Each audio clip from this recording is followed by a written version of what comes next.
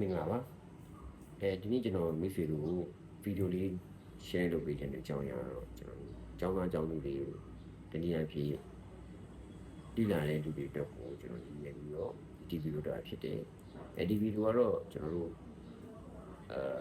တိလာတဲ့လူတွေအပြင်ပေါ့နော်အခြားကျွန်တော်စီးပွားရေးသမားတွေလူမှုရေးသမားတွေလည်းဒီဗီဒီယိုရဲ့ပတ်သက်တဲ့အကျိုးဝင်မှုတွေအများကြီးပဲရှိမယ်လို့ကျွန်တော်ယုံကြည်တယ်ဒီကတော့ပြောချင်တဲ့အကြောင်းအရာတော့ကျွန်တော်တို့တွေဒီလူသားတွေဖြစ်တဲ့အတွက်ကြောင့်အမတန်မှစိတ်ရည်လို့လုံးရက်တစ်ခုကိုကျွန်တော်တို့ကချစ်ချင်းလုပ်ပြီးသွားရင်ရတဲ့တစ်ခုကိုချစ်ချင်းလုပ်ကြရတယ်နော်ကျွန်တော်တို့ကဥပမာသဘောတစ်ခုကငါကောင်းတာလုပ်နေတာပဲဒီနေ့အပြင်ငါဒီဒါကြီးလုပ်နေတာပဲကောင်းလို့မလားဒီမှာ reset တွေကချစ်ချင်းမရသေးရတယ်ဆိုတော့ကျွန်တော်တို့ရဲ့လူသားတွေရဲ့ဘာဝရ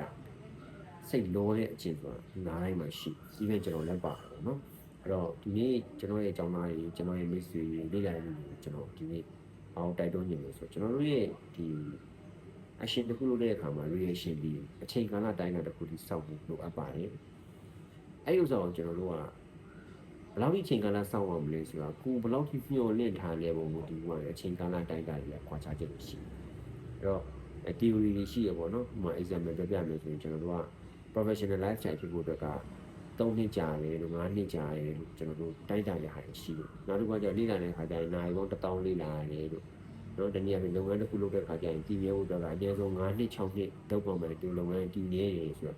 ဒါတွေက theory ပိုင်းတွေရှိတယ်ပေါ့နော်အဲ့ဒီကောင်တွေကလည်းဒီ theory တွေကလည်းကျွန်တော် research တွေပုံမှာဒီက theory ဖြစ်လာတဲ့အကြောင်းအမှန်တမ်းခိုင်မာမှုရှိအဲ့တော့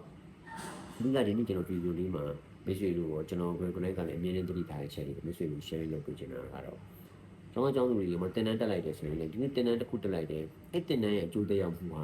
တင်တန်းပြီးသွားတယ်နေ့ညညဖြစ်ရှင်မှာဖြစ်တယ်နော်တခါကျရင်နှစ်ပေါင်းများစွာဆောင်ပြီးတော့မှလည်းဒီအကျိုးကျေးဇူးကိုကျွန်တော်တို့ပြန်ခံစားအဲ့တော့ကိစ္စရဲ့အတိုင်းမှာ action တိုင်းမှာ reaction ရှိရဆိုတော့ဒါအလုံးလက်ခံထားပြီးသားဒါပေမဲ့အဲ့ reaction ဒီ